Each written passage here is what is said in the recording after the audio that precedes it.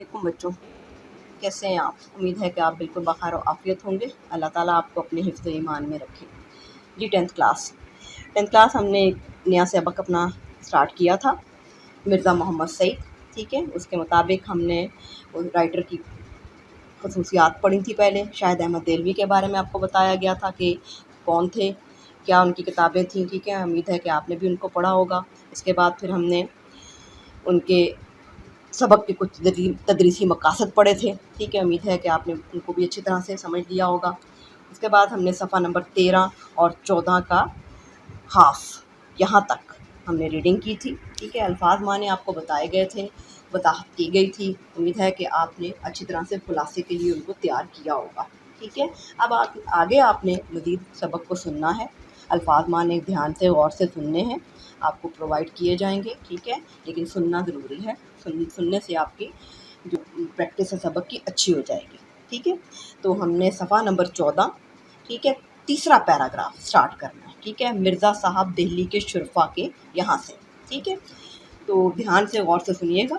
सफ़ा नंबर 13 और 14 की स्टडी होगी आज। ठीक है, मिर्ज़ा सईद साहब दिल्ली के शुरफा के एक मतमव्वल ख़ानदान के चश्मो चराग थे। मतमव्वल मीन मालदार, अमीर। ठीक है, चश्मो चराग औलाद या बेटा। ठीक है, बेटे थे। तराहा बहरम खान से आगे, ये जगह का नाम है। ठीक है, तराहा बहरम खान से आगे बढ़कर एक रास्ता सीधे हाथ को मुड़ जाता है, यानी कि वो लोकेशन बता रहे हैं कि किस जगह मिर्ज़ा साहब रहते थे। इसी के नुक्कड़ पर मिर्ज़ा साहब का आबाई घर था। आबाई घर था उनके बाप दादा का। नुक्कड़ पर, कोने पर, यानी कि उस जगह से गुजरते हुए बिल्कुल कोने पर आए तो उनके वालिद साहब का घर था। इसी इलाके में सर सैयद अहमद ख़ान का कदीम मकान भी था। ठीक है, सर सैयद अहमद ख़ान के बारे में भी आप जानते हैं, पाक स्टडी में भी इनके हवाले से बातचीत हुई है कि आप जो थे जदीद तलीम के फ़रोग़ के अलंबरदार थे। ठीक है, अलीगढ़ में MA कॉलेज इन्होंने कायम किया था, जो उनकी वफ़ात के बाद यूनिवर्सिटी बन गया था। ठीक है, उसके बाद सर सैयद साहब भी मिर्ज़ा साहब की अज़ीज़दारी थी। ठीक है, क्या था कि ये आपस में रिश्तेदारी थी, सर सैयद अहमद ख़ान और मिर्ज़ा साहब की। और मुंशी ज़काउल्लाह से भी इनकी कराबतदारी थी। कराबतदारी भी किसे कहते हैं? रिश्तेदारी को। ठीक है, यानी कि सर सैयद अहमद ख़ान और मुंशी ज़काउल्लाह ये दोनों ही उनके रिश्तेदारों में से थे। और मुंशी ज़काउल्लाह के बारे में क्या है कि वो करीबी दोस्त और साथी थे। ठीक है, सर सैयद अहमद ख़ान साहब के तहकीक व तसनीफ़ और तराजिम में नाम पैदा किया। इन्होंने भी बड़ा अच्छा नाम पैदा किया था। ठीक है, 50-60 साल पहले दिल्ली के मुसलमान शुरफा में अंग्रेज़ी तालीम को अच्छी नज़रों से देखा जाता था। यानी कि ये उस वक़्त की बात है जब जो लोग बच्चे या लोग या जो भी लोग थे अंग्रेज़ी तालीम हासिल करते थे तो उन्हें अच्छी नज़र से देखा जाता था। मगर सर सैयद ने मुसलमानों के इस गलत नज़रिए की बहुत कुछ इस्लाह कर दी थी। ठीक है, सॉरी स्टूडेंट्स, मैं दोबारा इसको रिपीट करूँगी, इसको देखिएगा। 50-60 साल पहले दिल्ली के मुसलमान शुरफा में अंग्रेज़ी तालीम को अच्छी नज़रों से नहीं देखा जाता। यानी कि ये जो दौर बताया गया है मिर्ज़ा सईद साहब का, सर सैयद अहमद साहब का या मुंशी ज़काउल्लाह का, ये वो दौर था जब इंग्लिश तालीम को अच्छी नज़रों से नहीं देखा जाता था। ठीक है, लोग जो इंग्लिश की तालीम हासिल करते थे अंग्रेज़ी की, उसे अच्छा नहीं समझते थे। मगर सर सैयद अहमद ख़ान ने मुसलमानों के इस गलत नज़रिए की बहुत कुछ इस्लाह कर दी थी। यानी कि उनकी ये बड़ी कोशिश रही कि मुसलमान इस तरफ आएँ, जदीद तालीम को सीखें। इसी ज़माने में दिल्ली के दो नौजवानों ने आला तालीम हासिल करके इल्मी हलकों में नमूद हासिल किया। नमूद मीन मशहूरी हासिल की। 2 नौजवान उस वक़्त के आगे आए। इनमें से एक मुश्ताक अहमद ज़ाहदी थे और दूसरे प्रोफेसर मिर्ज़ा मोहम्मद सईद। ठीक है, ये वही जिनके बारे में हम सबक पढ़ रहे हैं। ठीक है, ये 2 लोग जो थे इन्होंने यानी कि बड़ी अच्छी आला तालीम हासिल की। ठीक है, और लोगों में बहुत मशहूर हुए। मिर्ज़ा साहब ने इस सदी के आगाज़ में लाहौर के गवर्नमेंट कॉलेज में तालीम हासिल की। इनके उस्तादों में अल्लामा इकबाल रहमतुल्लाह अलैहि भी थे, जिनसे उनके मुखलिसाना ताल्लुकात आखिर दम तक कायम रहे। मुखलिसाना ताल्लुकात में तो खलूस से भरे हुए ताल्लुकात थे। अंग्रेज़ी अदबियात में MA की सनद लेने के बाद मिर्ज़ा साहब ने 1906-07 में 2 साल अलीगढ़ में पढ़ाया। ठीक है, यानी कि MA की सनद उन्होंने जब ली तो फिर 1906 और 7 में उन्होंने अलीगढ़ में पढ़ाया भी था। और इसके बाद गवर्नमेंट कॉलेज लाहौर ही से अंग्रेज़ी के प्रोफेसर हो गए। ठीक है, पंजाब के बेशतर आला ओहदेदार मिर्ज़ा साहब के शागिर्द थे। ठीक है, यानी कि अच्छे ओहदों वाले जो वो शागिर्द थे उनके। पेतरस और ताज ने भी मिर्ज़ा साहब से इक्तसाब इल्म हासिल किया। जी स्टूडेंट्स, सफ़ा नंबर 14 तक की था। इसके बाद हमने अब सफ़ा नंबर 15 का आगाज़ करना है। ठीक है स्टूडेंट्स, ताज ने भी मिर्ज़ा साहब से इक्तसाब इल्म हासिल किया है। इक्तसाब इल्म यानी मीन के इल्म हासिल करना, इन दोनों ने भी इल्म उनसे हासिल किया था।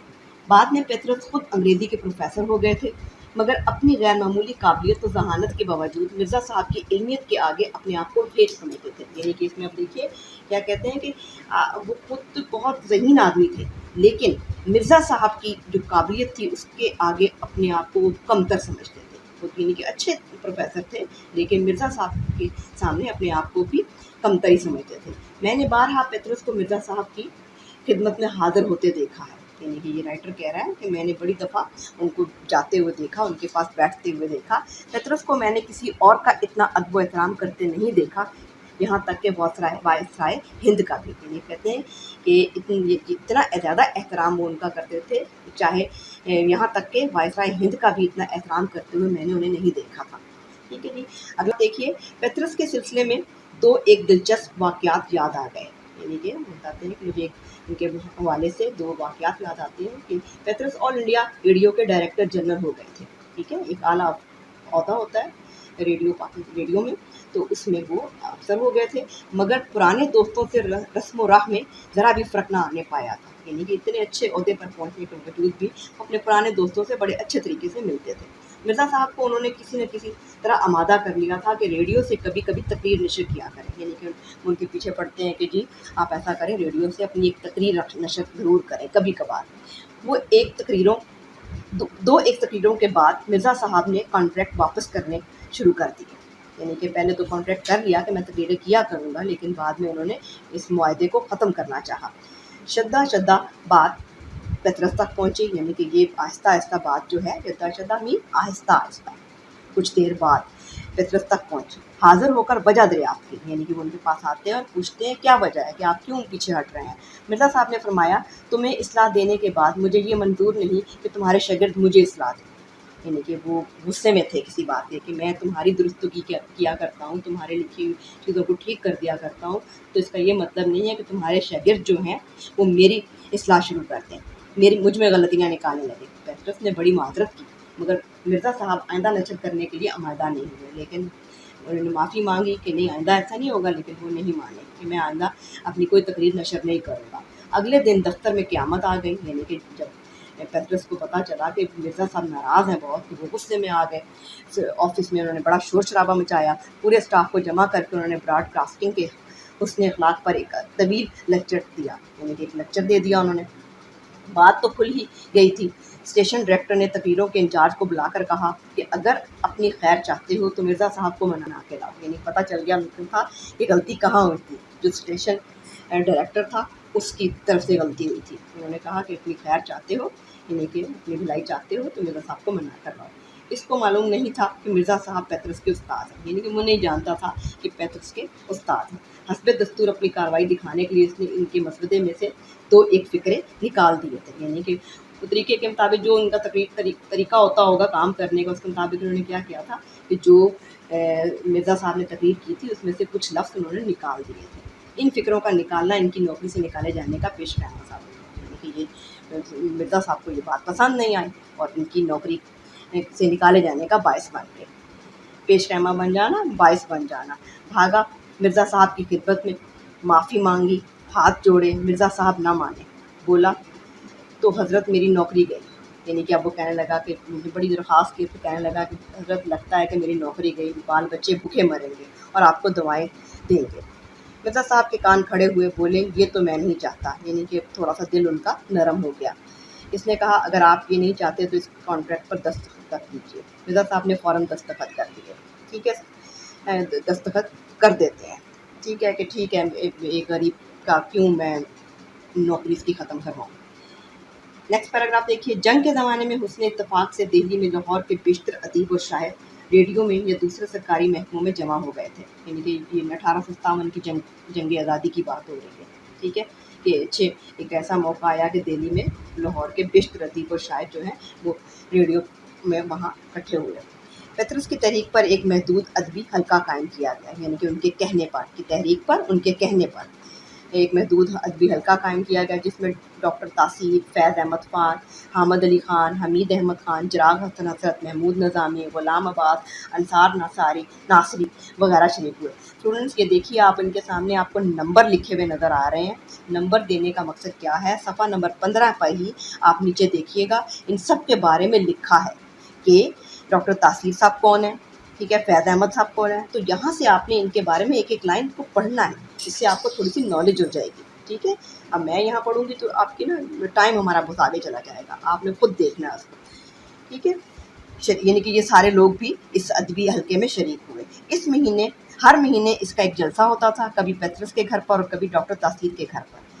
اس میں ایک مقالہ کسی ادبی موضوع پر پڑھایا جاتا تھا اور اس پر گفتگو کی جاتی تھی، ٹھیک ہے اسٹوڈنٹس۔ یعنی کہ یہ طریقہ کار بتایا کس طرح سے ادبی محفل ہونے لگی۔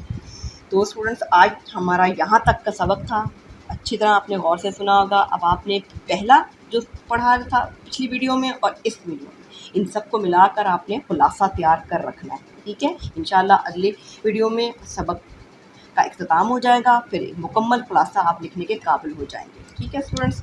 تو اگلی ویڈیو میں ملاقات کریں گے انشاءاللہ۔ اللہ حافظ۔